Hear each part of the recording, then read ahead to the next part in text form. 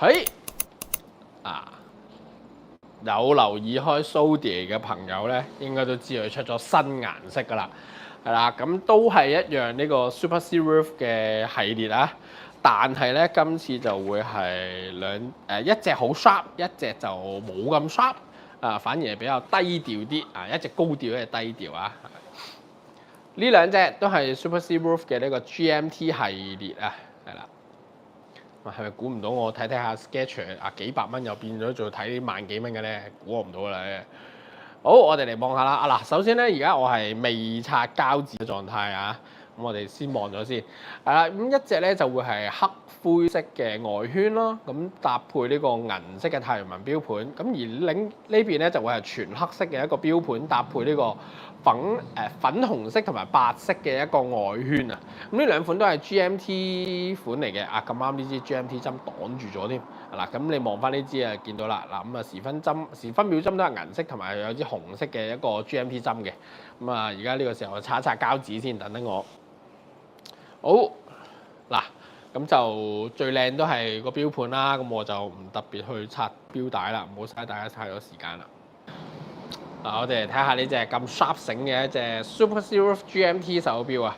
咁啊，專貨一啲真係成日要睇兩地時間嘅朋友就啱晒啦。咁啊，你可以一次過睇埋啦。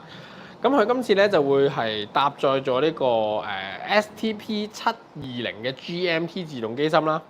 係啦，咁另外咧就會係全瑞士製造啦。咁亦都會有一個24小時嘅錶圈啦。咁同埋咧係可旋轉錶圈嚟嘅。咁但係咧佢就會一格一格咁樣調嘅。因為咧，你可能咧見到市面上有好多一啲 GMT 嘅手錶嘅外圈咧，其實係雙向外圈嚟噶嘛，係啦，咁佢都係雙向嘅，但係咧佢就有一格一格咁樣去跳嘅，係啦，咁大家睇下我咁樣轉咧，佢就係一格一格咁樣行緊啦。咁啊，呢個咧就會係喺雙向圈入邊嚟講咧比較少見啲嘅，係啦，大部分雙向圈可能都會係冇乜阻力嘅，係啦，咁佢呢個就做咗一格格嘅跳字啦，咁啊等你可以容易啲咧，就10、20即係2個5分鐘之間咁就可以容易咁去轉過去啦。咁另外佢亦都會係一個運動型嘅錶款啦，200米防水啦，咁所以咧佢會有鎖的鎖底蓋嘅。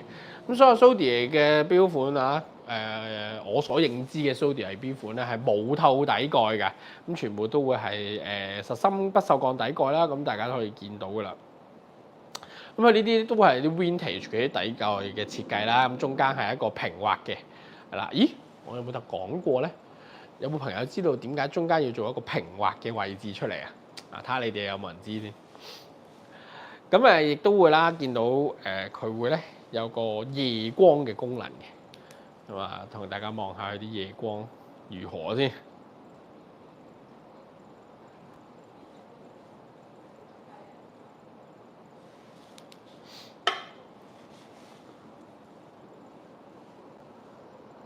好嗱，我哋見到咧佢個時分秒針啦，同埋一啲刻度嘅末端咧，其實都會有夜光嘅。不過我而家呢個喺太光，可能唔係好明顯個刻度嗰格。咁但係大家可以望到啦。咁同埋咧，你哋會見到咧，佢個我呢部電話可以放到咁大嘅。OK， 咁可以咧。Oh yeah，Danny 係啦 ，Danny YF Mock 係你講得非常之正確嘅，係啦，就係一啲 vintage 嘅設計啊。當然唔係好，即係唔係話好多年前嘅。勞力士都仲用緊啦，當然係啦。咁呢個底蓋嘅呢個平滑光滑嘅位咧，就係 for 你咧係俾一啲師傅或者一啲公司咧去刻字用嘅。咁有啲人攞嚟做結婚週年紀念啊，或者有啲公司仲會係可能咩做過25年、30年嘅一啲員工咧，會送一啲手錶俾啲員工嘅話咧，佢哋都會係咁樣刻啲字上去嘅。咁當然你攞嚟定情信物咁樣刻個天長地久咁樣，喂都得㗎，係啊。咁咧就會係嗰個平滑嘅位咧，就攞嚟俾你哋咁用啦。係啦，咁當然啦，咁而家唔係好多手錶有㗎啦，好多手錶咧做呢個透明底蓋啊嘛，咁邊度有位俾你刻字咧？咁但係呢啲咧就會係相對係 classic 啲嘅一啲設計啦。好，咁我睇翻個外圈先啦，睇完個底蓋，咁我哋咧頭先睇到個外圈咧，你見到咧佢呢一層嘅物料係啦，嗱，我因為我唔係現場自己親身去聽啊，我都係聽一橛唔聽一橛嘅啫。咁呢個外圈嘅物料咧，就會係類似一啲樹枝咁樣嘅物料嚟嘅。係啦，咁因為我都係經人口述嘅啫，我都唔係好肯定佢講乜。但係咧就話俾大家聽咧，呢個唔係玻璃嚟嘅，係啦。咁啊，我所收翻嚟嘅資料啊，咁如果有人知道正確嘅實際個物料係叫乜嘢名咧，你可以單聲我知。係啦，咁佢咧就會係做咗一個好靚啊，好似一啲玻璃嘅外圈啦嘅效果啦。咁但係咧聽講話唔係玻璃嚟嘅，因為佢官方資料冇寫。係啊，咁我只能夠靠人口述話俾我知咧。咁呢個位咧就要睇下有冇高手話到俾我知佢呢個乜鬼嘢嚟嘅佢個外圈。但係就應該唔係玻璃啦，係啦。咁但係佢呢個真係標盤上面呢塊咧就真係藍寶石水晶玻璃啦。咁啊標盤直徑咧就會係40mm 嘅。咁啊同大家睇埋啲尺寸先。膠面唔係膠面，藍寶石水晶玻璃鏡面。阿超好呢？頭先話咩啊？哦，仲有你頭先講咩兩地時間？哦，呢隻 GMT 啊嘛，係啦。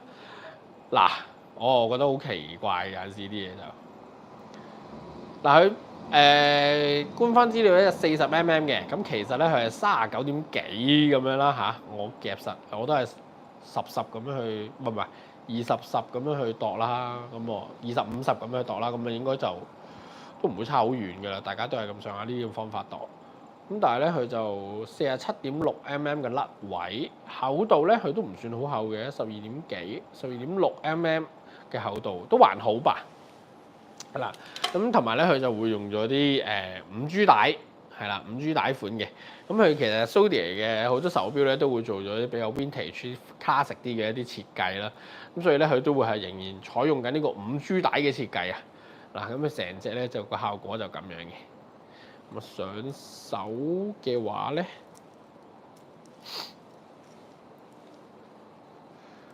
嗱呢隻桃紅色咧，我啊唔知大家對佢有冇感覺啊？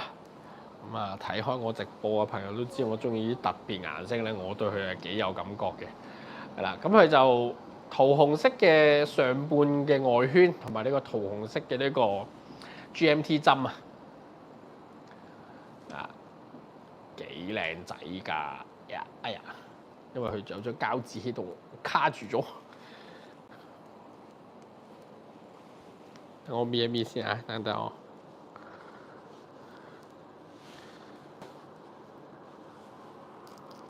OK， 跟住我哋都望埋隻銀白色嘅錶面。係啦，咁銀白色呢個錶盤就會係太陽紋嘅，係啦。咁頭先黑色就冇嘅。咁另外咧，佢呢個外圈咧就低調翻啲啦。咁我可能呢隻就大路啲啦，但黑色搭灰色嘅一個 GMT 嘅外圈啦，24小時外圈啦。咁另外咧就會用翻個 basic 嘅紅色嘅 GMT 針啦。咁啊好多牌子嘅 GMT 針都係用紅色㗎啦。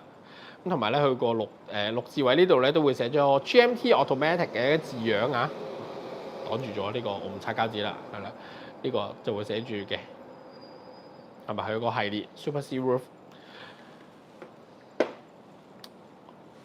咁啊，大家可以望到咧，佢呢個外圈12字位呢個三角形咧就會係綠色嘅，咁而頭先呢款咧就會係白色啊，捆咗個黑邊咁樣嘅。咁呢款就 basic 款啲啦，叫做雖然佢係新色啊，咁啊反而呢隻色就冇咁多特徵，冇咁搶眼啦，相對嚟講就叫做係啦。咁但係就應該就 common 啲啦，容易配襯啲啦。呢啲顏色就黑色、灰色搭銀色啊，係啦，上手效果就咁嘅。咦？好似我未講價錢咯。嗱，咁呢兩款。呢個 Zodiac 嘅新款新顏色唔係新款新顏色咧，咁就會係17,200蚊公價嘅，係啦。不過咧，我可以同大家講，而家都係有非常之開心嘅開心價嘅，咁啊，但係都係同精工一樣，啊，有需要有興趣請到呢個門市查詢，係啦，係非常開心嘅，係啦。咁我相信好多朋友聽到個價錢都應該心動㗎啦。咁啊，一隻全瑞士製造嘅一個潛水款咧，佢都係潛水款嚟嘅，係有鎖的鎖底蓋啊，200米防水，仲要有 GMT 全瑞士製造藍寶石水晶玻璃鏡，咁啊蝴蝶扣係啊，陰陽扣嘅蝴蝶扣啊，冇錯，係咁啊，呢啲款就應該都幾戳中好多中意運動錶嘅朋友嘅心㗎啦，呢個同埋 size 又好，唔會太大隻嚇，40mm 到啦，係啊，39點幾40到嘅。OK， 咁啊，17200，仲有個開心價，係啦，有興趣嘅朋友去門市問下啦。